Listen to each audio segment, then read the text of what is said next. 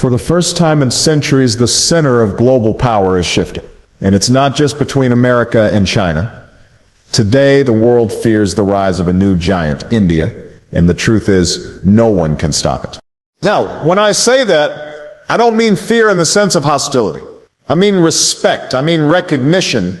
I mean awareness that something big is happening. If you look around the world, from Washington to Beijing, from Moscow to Brussels, everybody is watching India right now, and they are asking themselves one question: how is this going to change the future of the world order? India today is already the 5th largest economy on earth. Not long ago, it was behind Britain, the very country that once ruled over it. But now India has moved ahead, and if growth continues at the current pace, if India can sustain 6 to 7% GDP growth year after year, by 2030 it is expected to become the 3rd largest economy, behind only the United States and China. That is an extraordinary achievement for a nation that was once considered a poor developing country.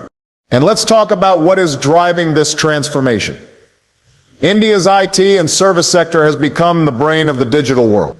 When you pick up your phone, when a company in America or Europe needs software, there is a good chance that somebody in Bengaluru, or Hyderabad or Pune is behind that code.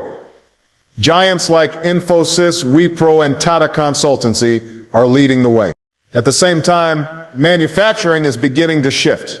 As costs rise in China, as global companies worry about over-reliance on Beijing, they are looking toward India. Apple is already moving part of its iPhone production to India. Tesla is negotiating to set up a factory. That is not just economics, that is geopolitics. And let's not forget the startups. India now has the 3rd largest startup ecosystem in the world, after the US and China. Every year, new unicorns are born in fintech, edtech, healthcare, and green energy. And behind this is a growing middle class, hundreds of millions of people entering the consumer economy, buying cars, smartphones, homes. Global companies cannot ignore that kind of market. Now, numbers are important, but the real story of India is not just in its GDP, it's in its people. India today is the most populous country on earth, with more than 1.43 billion citizens. But here is the real difference. The median age is just 28 years old. Compare that to China or the United States, where the average age is around 38. In Europe, it's even older. That means while the rest of the world is getting old, India is still young. And that youth is not just in numbers, it's in skills. Every year, India produces more than 1.5 million engineers, doctors, scientists, innovators. By 2030, 1 out of every 4 new workers in the global economy will come from India. Think about that for a moment. A quarter of the world's new workforce from one country. This manpower is also reflected in defense. India has more than 1.4 million active soldiers. It is the 2nd largest standing army in the world. It has nuclear weapons, it has a growing navy that is projecting power into the Indian Ocean. And it has a space program that has landed near the South Pole of the moon, something only a handful of nations have achieved. But let me remind you, power alone doesn't shape the future. Leadership does. Throughout my own journey, I've learned that nations rise and fall not just because of their numbers or their weapons or even their money, but because of the vision of their leaders and the integrity of their people. That is why I put together a book called The Leadership Blueprint. It's not just for presidents or prime ministers. It's for teachers, entrepreneurs, community leaders, anyone who wants to learn how to build vision, communicate with impact, and lead with integrity. Whether you're in Delhi, Washington, or Nairobi, leadership is the one force that can truly change your destiny. Now, let's talk about diplomacy, because this is where India has surprised the world. When you look at India's foreign policy, it doesn't simply align with one bloc. Instead, it balances with the United States. India is a strategic partner. It is part of the Quad, along with Japan and Australia, working to secure the Indo-Pacific and counter China's growing influence. India has signed defense deals with Washington worth billions of dollars. At the same time, India maintains deep ties with Russia. It buys more than 40% of its military hardware from Moscow. And since the Ukraine war, it has become one of the largest buyers of discounted Russian oil. That has helped keep Russia's economy afloat even as Western sanctions tried to isolate it. And then there is China. Relations are tense. There are border clashes along the Himalayas. There is competition for influence in Asia, in Africa, in the Indian Ocean. But at the same time, China is India's second largest trading partner. That is a complicated relationship, rivalry and partnership in the same breath. India also has strong ties with the Gulf states for energy security and with Africa, where it is investing in infrastructure, healthcare, and technology. In many African countries, India is seen as a friendlier alternative to China's Belt and Road projects. On the global stage, India is a leader in the G20, in BRICS, and it has long pushed for a permanent seat on the United Nations Security Council. What this means is simple. India has shown it can talk to Washington, Moscow, and Beijing all in the same week. It can balance competing interests without becoming anyone's puppet. And that is what real strategic independence looks like. Now, if we step back and look at the broader picture, we see comparisons. China for decades was the story of unstoppable growth.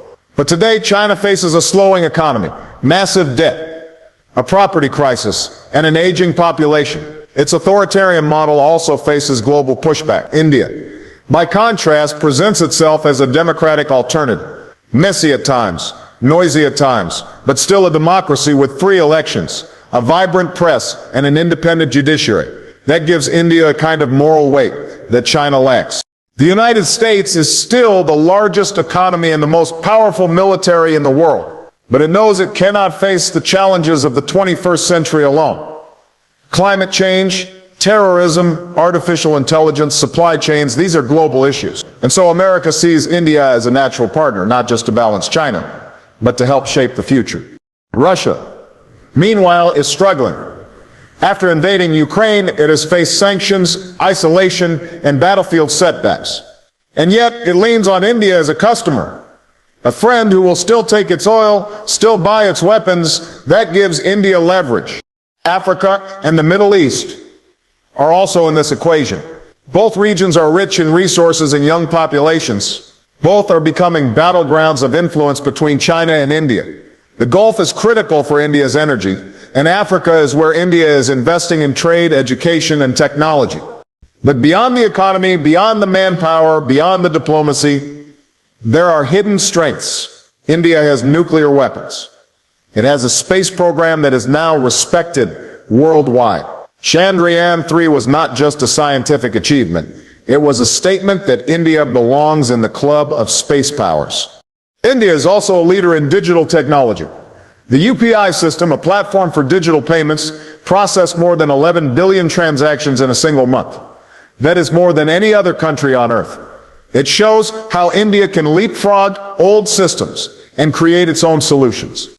In energy, India is investing heavily in renewables. It has a target of reaching 450 gigawatts of renewable capacity by 2030. It is one of the biggest investors in solar and wind power. That matters in a world fighting climate change. And then there is soft power. Bollywood films, watched across the globe, yoga practiced in homes from Los Angeles to Tokyo, an Indian diaspora of more than 18 million people, who are not only citizens of other nations, but also leaders, CEOs of Microsoft, Google, IBM, and so many others. So why does the world fear India's rise? It's not fear in the sense of war. It's the recognition that India is not going to follow anyone else's script. The West worries about losing dominance. China worries about a democratic rival rising right next door. India's independence, its refusal to fully align with any one bloc, means that it plays by its own rules. And that makes it unpredictable. It challenges the old structures of power where the United States and China were expected to be the two poles. Instead, we are moving toward a multipolar world, where India will stand as a center of gravity in its own right. The question then is no longer if India will rise. The question is how the world will adapt when it does. Because in the end, the rise of India is not just India's story. It is a story about how billions of people with resilience and determination can reshape the world. And it is a story that teaches us all. If you want to change your destiny, you must learn to lead. That is the lesson. That is the truth. And that is why the world is watching India now.